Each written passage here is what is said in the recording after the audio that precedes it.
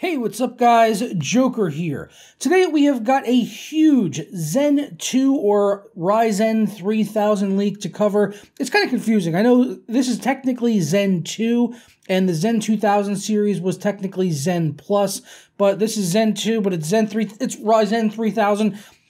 It doesn't really matter. It's the next lineup of Ryzen processors from AMD. And as I said, we have a huge leak, and this leak is coming courtesy of a fellow YouTuber and friend of the channel, AdoredTV, who posted a video on this yesterday, which I will have linked down below. It's titled Ryzen 3000 Radeon 3000 Series Leaks. It's game on.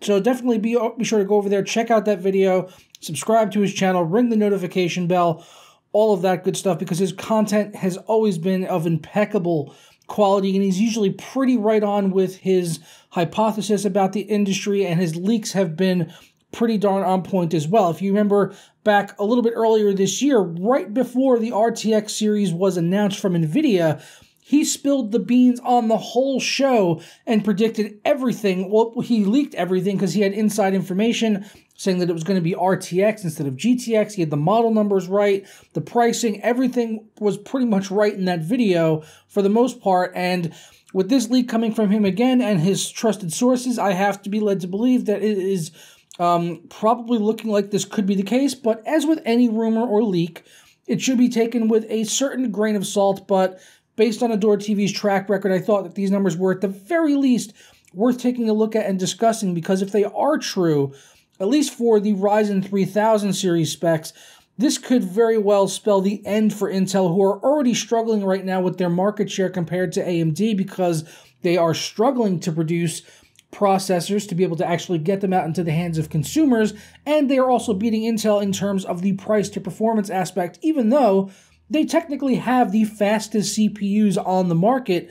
They just cost a hell of a lot more than what AMD is offering for a significantly reduced cost in comparison to the blue team.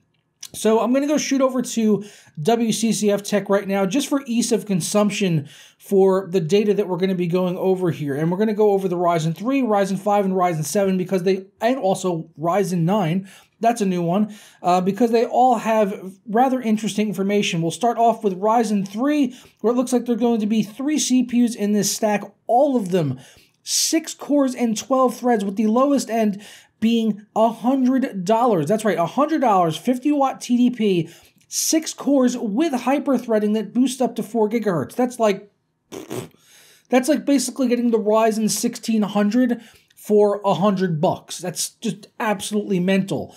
And the other interesting one in this stack for Ryzen 3, for $129, they're going to have another 6-core 12-thread, but it's also going to have Navi built into that, so that's going to be a G-series processor with 15 compute units. So that is going to be the successor to what we saw previously with Vega integrated graphics on the Ryzen G-series processors.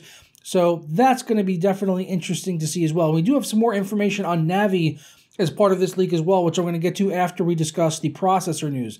Looking at the Ryzen 5 series, it looks like basically we're seeing a shift here where Ryzen 7 is now turning into Ryzen 5. As you can see here with the specs on that, it looks like it's going to have a 8-core, 16-threaded part, and they're going to be priced from anywhere from $178 up to $229, with another with the 3600G also having integrated Navi with 20 compute units this time.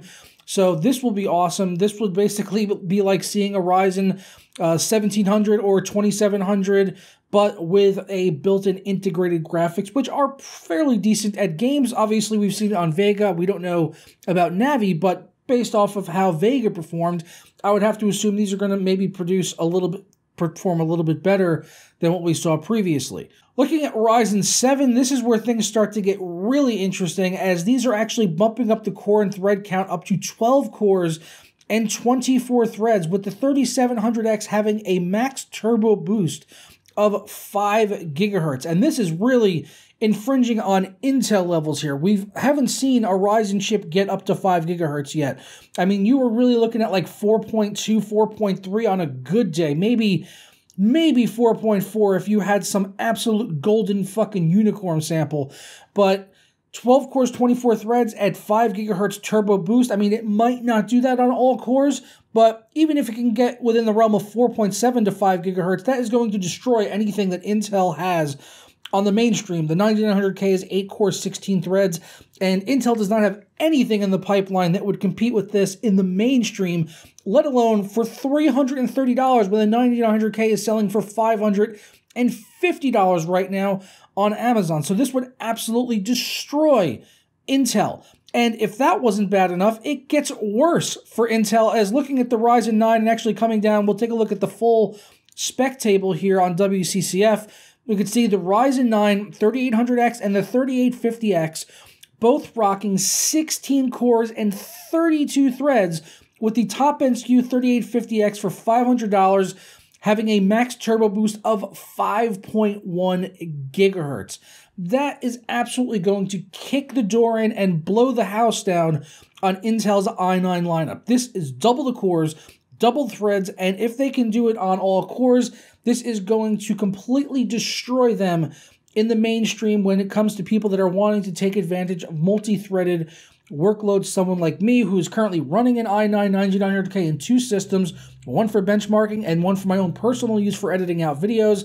You can be sure once the 3850X comes out and I'm sampled one of these guys, I will definitely switch over my 9900K to the 3850X, because for my use for video editing, I would be stupid not to switch over to that. And this is just shaking things up so much. I mean, a $500 16-core 32-thread, that's basically Threadripper for $500. And it's in the mainstream, so you're not having to get one of the really expensive motherboards. You could throw that into a B350 board and, be off to the races and running. And the way that, with Intel, pushing up their core count up to, with the i9s up to 8 cores, 16 threads, and AMD now conceivably pushing back, if all of these specs are true, up to 16 core 32 threads, it's really starting to create this like upper middle class of CPUs. I mean, for the longest time we've had your mainstream desktop parts, and then you've had the HEDT or high-end desktop parts like X99 and X399, etc.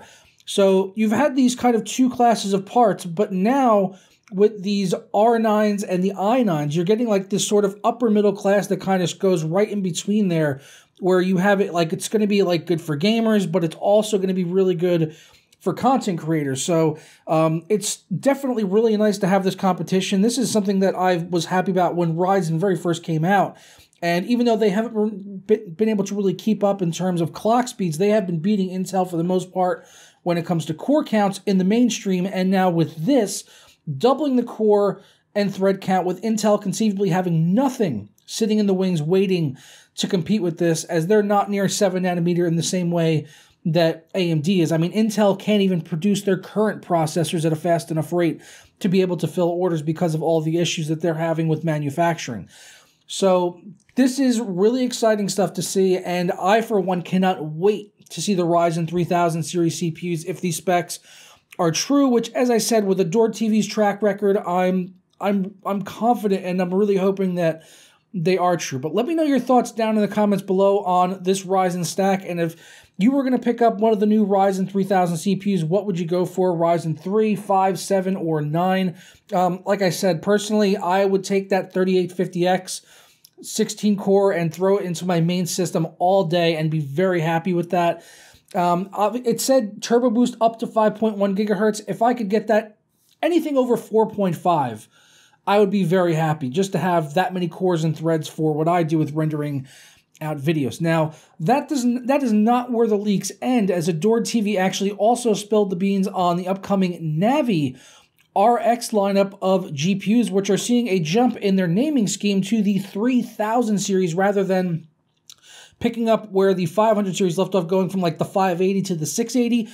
They're actually going to jump up to 3000, which is kind of continuing along with their really aggressive marketing, which we have seen in the past with naming stuff almost identically to what Intel has. And now that is going over into the GPU space as well, as these are rumored to be called the RX 3080, 3070, and 3060, which I really don't like the fact that they're doing this. It's just going to create so much confusion with NVIDIA if their next generation is going to be called the RTX 3080 rather than the 2180, let's say. So it creates a lot of confusion in the market, honestly. But it's neither here nor there. Really what we want to talk about here is the specs on these cards from Navi. And it looks like, if, again, these rumors are true, that Navi will be a mid-range card once again and not really going after the high-end, competing with the likes of the 2070, 2080, and 2080 Ti. Rather, these are going to be competing at more of the mid-range, with the RX 3080 being the flagship there. And even though it's not competing with the super high-end, it's still pretty impressive because it is saying to be competing with the GTX 1080 or the 2070, actually. And it's at $249, which is about half the price of what those cards are. So that's actually pretty darn good. That's not bad at all. I mean, if this comes out and it competes neck and neck with the 2070 or a 1080, why wouldn't you get this for half of the price? It's pretty darn good. We've also got the 3070, which is going to be $200, competing with the 1070 or the unannounced 2060, which we don't know if that's GTX or RTX yet. I've seen rumors pointing to both. And then for $130, the 3060, which would compete with the GTX 1060 or a 2050. And again, that's not really bad. $130 for a GTX 1060, more or less. I guess we would have to see price drops from NVIDIA at their mid-range and lower-end cards to really be able to compete with that. So it looks like, they're going after that price point again. They're going after the mid-range, the 1080p gamers, although with those cards, what they're based off their competition with, they could definitely do 1440p as well on something like the RX 3080. So that's going to be interesting to see. As far as these two rumors are concerned, I'm way more excited about the Ryzen side of it than the Navi side of it. With Navi, it's been rumored for a while that could be in the new generation of consoles, and as someone that plays PlayStation 4 for the exclusives, I would definitely be excited to see that in a console and see what it can really do there. But in the desktop space, it's not something that's, immediately interesting to me as a card that I would use, but definitely something I'd be excited to recommend to someone on a budget. So we'll just have to wait and see in 2019, once all of these rumors are either confirmed or denied. Some of this information, he says, will be actually announced at CES, which I will be attending in January in Las Vegas. I'm going to be meeting up with AMD there. So I will definitely have news for you on that. If they're doing like a press conference or something, I really don't have the full details yet. But as soon as I do, I will let you guys know, and I should be broadcasting from Vegas and giving you guys all that information as soon as it all becomes confirmed and official and AMD has announced everything. But as I've said now, I'm super pumped to see what AMD is going to do with Ryzen in 2019, and I look forward to your thoughts down in the comments below. As always, as I'm going to get out of here, if you enjoyed this video or learned something new, don't forget to leave a thumbs up on it down below and subscribe if you're not already.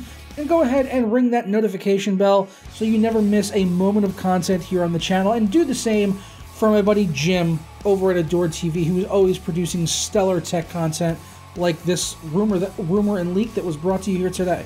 So I'll see you guys tomorrow for another video. It's all right.